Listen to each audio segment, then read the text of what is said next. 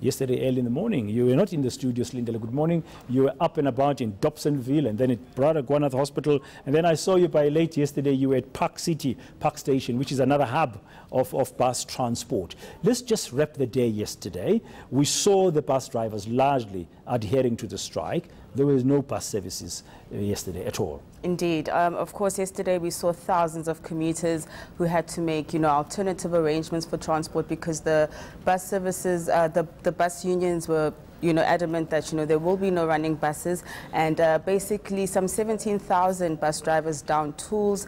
They then decided to picket outside several depots, two in Dobsonville at the Padco depot as well as the Rea Vaya depot. And of course we saw some other bus drivers holding pickets in other provinces such as Port Elizabeth and Cape Town.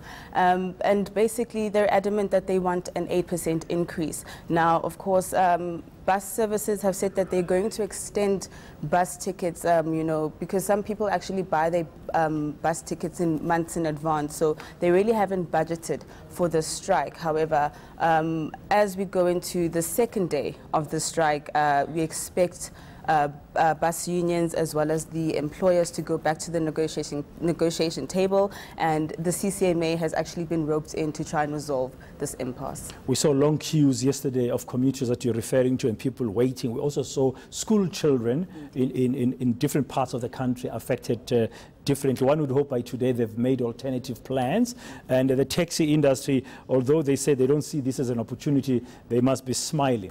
Of course, because thousands of people have now had to kind of find a way to get to work. Of course, employers have also been asked to just be a bit lenient with their employers if they do get to work late. Yesterday, what I saw from the taxi ranks in Barra and stuff, it seems the taxi industry was prepared to actually kind of take this extra load, but of course people are then having to wait in long queues. This morning in particular, I've been seeing on social media that people are getting to the queues at around 4:30 in the morning. It's 7 o'clock and they're still in those queues. So still a slow day for many communities, long queues we should expect. When we crossed to Atim Tongana yesterday, while you were in Soweto, she was in Khayelitsha and in one taxi rank. That queue didn't seem to be having an end point at all. Okay, at stake here from what you understood yesterday when you spoke to some of the drivers that you spoke to is the whole issue of that 12% salary increase, which includes a minimum salary of 8,000 Rand a month going forward.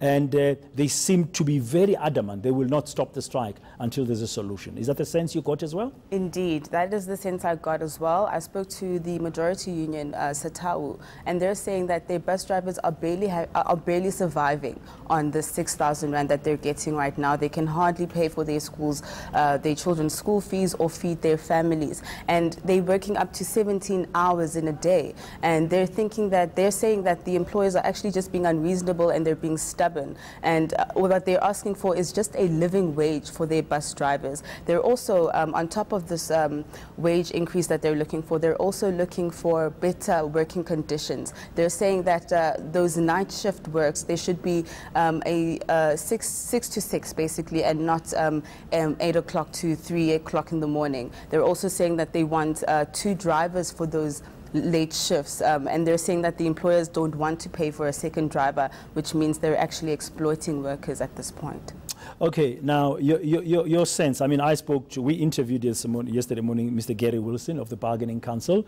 They said they had agreed that to let the CCMA to assist them today to find a solution. You spoke to Satau, and that's a trade union, one of the trade unions, or one of the 5 trade unions in the sector.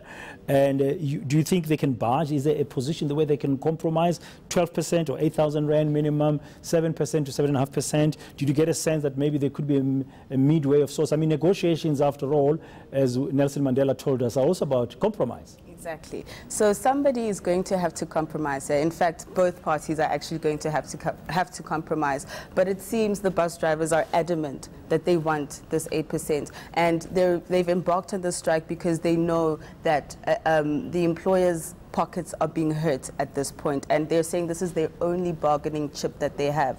So I don't know how much compromise the unions are willing to take or to give. We'll see that unfold. We obviously have today and tomorrow that's been set down for talks, and if that breaks down commuters should expect a lengthy strike. And just for clarity, from what you understand and what we understood, as long as the talks are going on, as long as there's no resolution, the strike continues. The strike continues. Okay, thank you very much. eNCA's Silindelokuhle Masikane.